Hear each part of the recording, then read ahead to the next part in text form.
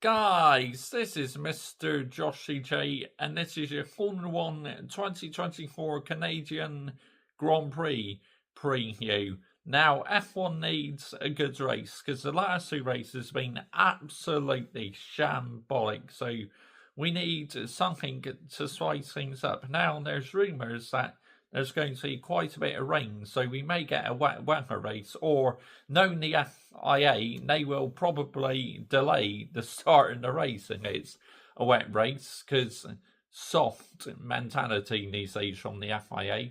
Look at other sports, they still go out in the wet weather. But it's dangerous then, Mr. Joshy J. Get out here, man.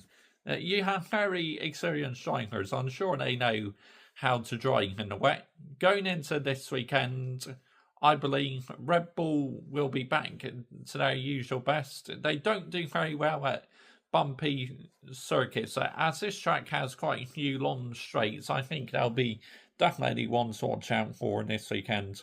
Max will probably win, and then probably Sergio Perez be stinking the joint out again, and he's been given a new contract. I mean, we're Red Bull standards, man, but it's not my problem because I'm not a fan of that team anyway. So, my team Ferrari, let's see what we can do this weekend. After winning in Monaco, I believe we'll have another very strong weekend because we intend to do well in this circuit. So, fingers crossed.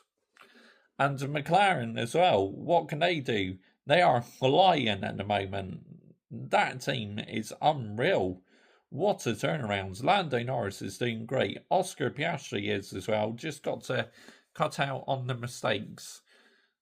Charles Leclerc obviously won in Monaco for Ferrari, but Carlos Sainz needs a better weekend, man, for us. He really does. He's gone off the boil the last two races. Mercedes, now, you never know with them, do you? But Lewis Hamilton and George Russell will be looking for a good weekend. Alpine, the news this week that Esteban Ocon will be leaving Alpine at the end of the season. I think it had to happen because pairing Gasly and Ocon together with them two's history was a car crash waiting to happen. So, yeah, I think it had to happen. It really did.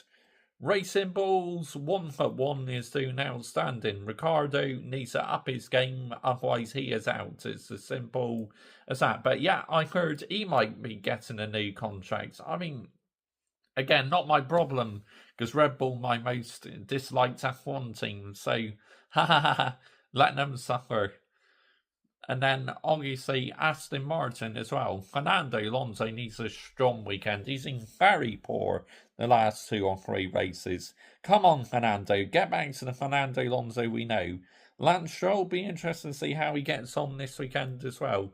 Kick Sauber, now they're a bit hit and miss, aren't they? You never know what you're going to get with them. Haas, Nico Hulkenberg probably will do well in qualifying. And K-Mag, will he get his 2 more points on his licence, which will mean a race ban? And finally, Williams. What can Alex Albon do? Obviously, this circuit has a lot of straights, so that might benefit the Williams. And Logan Sargent, he'll probably be at the back as usual, struggling. But anyway, looking forward to this weekend. I really am. I love Canada, the Gilles Villeneuve circuit, because so many drivers have become victims to the wall of champions. I mean, how many of them are crashed into the wall? Let me know down below.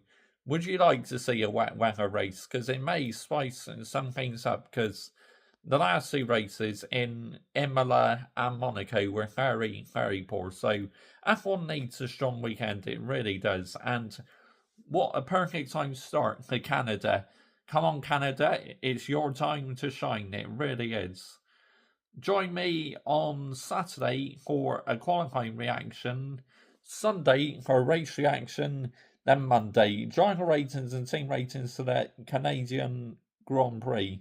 Depending how the race goes and that, I may even do a full race reaction, because I've not done a full race reaction since the opening weekend of the season.